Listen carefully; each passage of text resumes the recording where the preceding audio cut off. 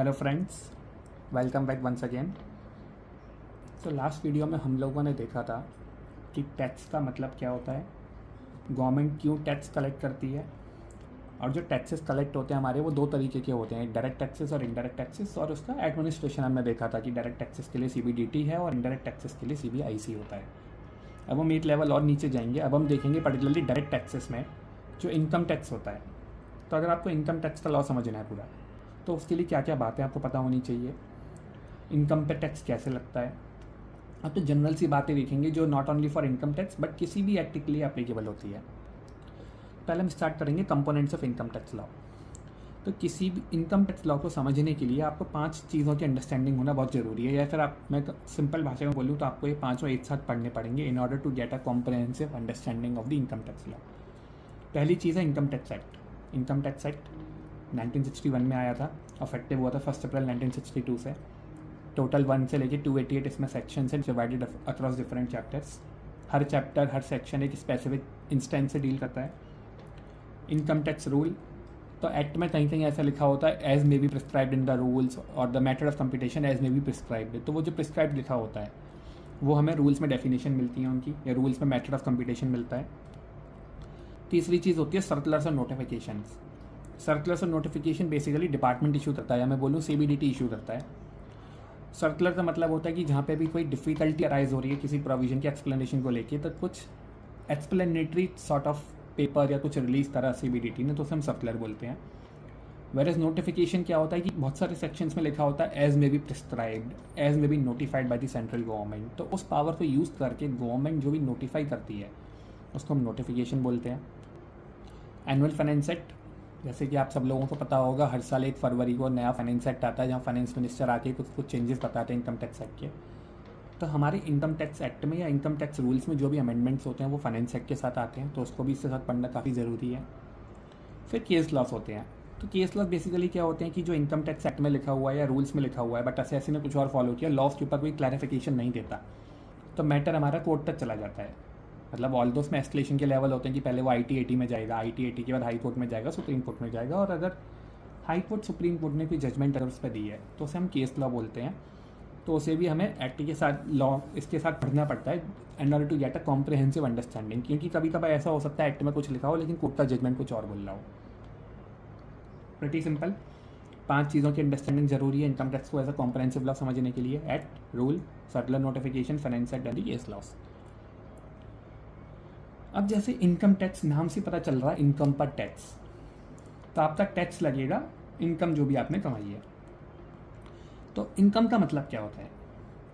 Income का मतलब हमें डिफाइन कर रखा है section 224 of income tax act 1961 में, जो बेसिकली बोलता है कि इनकम जो है भाई वो 5 डिफरेंट हेड्स की इनकम होती है आपकी, अलग अलग उन्होंने बहुत सारे इसके अंदर सब क्लॉसेस बना रखे हैं 1 2 3 4, और ये 5 हेड का जो क्लासिफिकेशन है कि ये 5 हेड में क्लासीफाई होगी इनकम, ये आपका सेक्शन 14 में बता रखा है। अब आपका टैक्स लगेगा। टैक्स कैसे लगेगा ये इन्होंने बताया सेक्शन 4 में कि टैक्स लगेगा as per the rates in force. जो भी रेट्स इन फोर्स हैं, रेट्स इन फोर्स कहाँ से आते हैं? हमारे हर साल के फाइनेंस एक्ट में आते हैं कि किस पर्सन को कितनी इनकम तक कितना टैक्स पे करना है डिपेंडिंग अपॉन देयर स्टेटस। किस पे लगेगा टैक्स? टोटल इनकम पे, ग्रॉस टोटल इनकम पे नहीं, टोटल इनकम पे लगेगा। किसकी इनकम पे लगेगा? पर्सन की इनकम पे लगेगा जो उसने कमाई है ड्यूरिंग द प्रीवियस ईयर। और कब देना पड़ेगा? During the assessment year. अब इसमें आप सोच रहे हैं बहुत सारे टेक्निकल वर्ड्स मैंने अंडरलाइन किए हुए हैं, जैसे person, previous year, total income, rates in force. ये सारी चीज़ों को हम सेपरेटली देखेंगे जब हम इनकम टैक्स को डीप डाइव करेंगे। अभी मैं सिर्फ बता रहा हूँ कि आपको इनकम पर टैक्स देना है, तो इनकम का मतलब सेक्शन 224 में डिफाइंड है, और टैक्स का मतलब सेक्शन 4 में बता रखा है कि टैक्स कैसे लगेगा। अब ये सेक्शन के कंपोनेंट्स जो मैंने एक हेडिंग बनाई हुई है, कंपोनेंट्स ऑफ सेक्शन का मतलब क्या है? ये it's not only for income tax act, किसी भी एक्ट के लिए होल्ड ट्रू करता है कि एक जो सेक्शन होता है मेरा, जैसे यहाँ मैंने लिखा है सेक्शन 2, अब ब्रैकेट में मैंने लिखा है इसको मैं सब सेक्शन भी बोलूँ या क्लॉज बोलूँ या क्या बोलूँ, तो मेरे 8 सेक्शन के 5 कंपोनेंट्स हो सकते हैं। या तो सब सेक्शन हो सकता है, या क्लॉज हो सकता है, या सब क्लॉज हो सकता है, या सेक्शन के साथ मुझे कोई प्रोवाइजो और एक्सप्लेनेशन दिया हो सकता है। अब सब सेक्शन क्या होता है? सब सेक्शन का मतलब है कि जो प्रोविजन मुझे दिया हुआ है सेक्शन के अंदर, लेट्स से 139(1), 139(2), 139(3), वो सारे इंडिपेंडेंट नहीं है, वो एक दूसरे पर डिपेंडेंट हैं। So for example 139(1) deals with return of income. तो रिटर्न ऑफ इनकम का अगर मुझे कॉम्प्रहेंसिव प्रोविजन समझना है तो मुझे वो सारे सबसेक्शन पढ़ने पड़ेंगे in order to get a total understanding of return of income. तो इसलिए वहाँ पर अगर मैं बोलूँगा 139(1) तो मैं उसे 139 क्लॉज 1 नहीं बोलूँगा, मैं उसे बोलूँगा section 139 subsection 1, section 139 subsection 8A। लेकिन क्लॉज का मतलब क्या है, जैसे मैंने लिखा हुआ है ये इंडिपेंडेंट है। इंडिपेंडेंट का मतलब क्या है कि जहाँ पे एक क्लॉज जैसे सेक्शन 224 डिफाइन करता है मेरा इनकम को, सिमिलरली पर्सन की डेफिनेशन मेरी सेक्शन 2 क्लॉज 31 में दी हुई है। अब इनकम की डेफिनेशन और पर्सन की डेफिनेशन में कोई लिंक नहीं है, वो इंडिपेंडेंट है, तो उसको मैं क्लॉज बोलूँगा। इसलिए मैंने यहाँ सेक्शन 2 क्लॉज 24 बोला, मैंने सेक्शन 2 सबसेक्शन 24 नहीं बोला। सब क्लॉज जो क्लॉज के ऊपर डिपेंडेंट होता है, जैसे फॉर एग्जांपल सेक्शन 224 में अलग अलग क्लॉजेज दी हुई हैं आपकी इनकम की कि 1, 2, 2A, 3, 4 ऐसे करके, तो वो सब क्लॉज है हमारा। प्रोवाइजो इस काइंड ऑफ एक्सेप्शन होता है कि लॉ बोलता है कि ये एक्सेप्शन है, जो सेक्शन में लिखा हुआ है उसका एक्सेप्शन है ये, कि जैसे यहाँ लिखा हुआ है कि इनकम जो है आपकी टैक्स होगी as per the rates in force earn during the previous year in the assessment year. लेकिन इसका एक्सेप्शन एक सेक्शन 170 में दे रखा है कि जो प्रीवियस ईयर की इनकम है वो प्रीवियस ईयर में टैक्स हो जाएगी, असेसमेंट का वेट हम नहीं करेंगे। तो ये एक एक्सेप्शन हो गया। तो ये हमेशा स्टार्ट होता है provided date, provided further date, section के अंडरलाइन।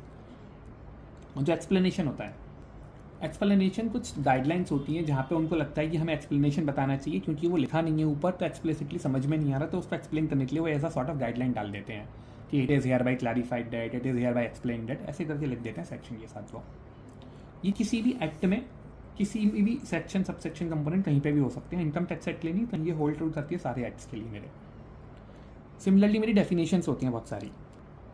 तो डेफिनेशन मेरी दो तरीके की होती हैं, एक होती है इंक्लूसिव डेफिनेशन, एक होती है एग्जॉस्टिव डेफिनेशन। इंक्लूसिव डेफिनेशन हमेशा इंक्लूड से स्टार्ट होती है। फॉर एग्जांपल सैलरी इंक्लूड्स ये वो 1, 2, 3 कई सारी चीज़ें दे रखी हैं, मतलब जो हमने लिखा है वो तो है ही, इसके अलावा भी कुछ हो सकता है।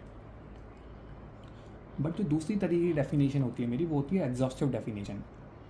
एग्जॉस्टिव का मतलब वो हमेशा स्टार्ट होगी मीन्स से, कि for example total income means, ऐसा ऑल्दो होता नहीं है बट मीन्स से स्टार्ट होगी हमेशा वो, मतलब उन्होंने उसका रिस्ट्रिक्ट कर दिया कि यही हो सकता है, इसके अलावा कुछ नहीं हो सकता।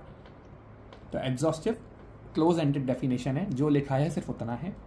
वेयरएज इंक्लूसिव डेफिनेशन वो इंक्लूसिव डेफिनेशन है कि जो लिखा है वो तो है ही, इसके अलावा और XYZ कुछ और होगा इसी नेचर का, तो वो भी इसमें आ जाएगा। तो आई होप आपको समझ में आया होगा कि इनकम टैक्स के लॉ को समझने के लिए आपको क्या क्या चीज़ें एक साथ पढ़नी पड़ेंगी कंजक्शन में। इनकम पे टैक्स कैसे लगता है ये बेसिक मैंने सिर्फ बताया, इसको हमारी डिटेल में कवर करेंगे।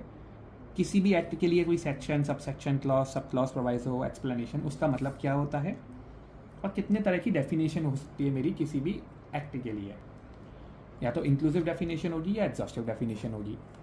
सिमिलरली छोटी सी चीज़ और बताना चाहूँगा, किसी भी एक्ट का जो सेक्शन नंबर 1 होता है, चाहे वो इनकम टैक्स एक्ट का हो या कंपनीज एक्ट का हो या EPF एक्ट का हो, वो हमेशा उसका इंट्रोडक्शन सेक्शन होता है, जो उसका बताता है कि ये सेक्शन का नेम क्या है, ये सेक्शन कब से एप्लीकेबल हुआ, ये सेक्शन एक्सटेंड करेगा to the whole of India except Jammu and Kashmir, including Jammu and Kashmir, वो सब बताता है सेक्शन 1।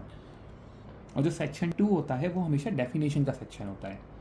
तो किसी भी एक्ट की अगर आपको कोई भी वर्ड यूज़ हो रहा है, जैसे फॉर एग्जांपल यहाँ पर्सन यूज़ हो रहा है, सेल या इनकम का वर्ड मतलब यूज़ हो रहा है, तो ये हमेशा कहाँ मिलेगा मुझे, सेक्शन नंबर 2 में। तो किसी भी एक्ट का जनरल सेंस में सारी डेफिनेशन मिलती है हमेशा सेक्शन 2 में, और उसका जो इंट्रोडक्शन है वो मिलता है मुझे सेक्शन 1 में। होप आपको ये समझ में आया होगा बेसिक कॉन्सेप्ट्स। ऑल्दो ये इनकम टैक्स से रिलेटेड उतना नहीं है, ये जनरल कुछ था, बट मैंने सोचा एक बार आपको समझा दूँ ये। Thank you.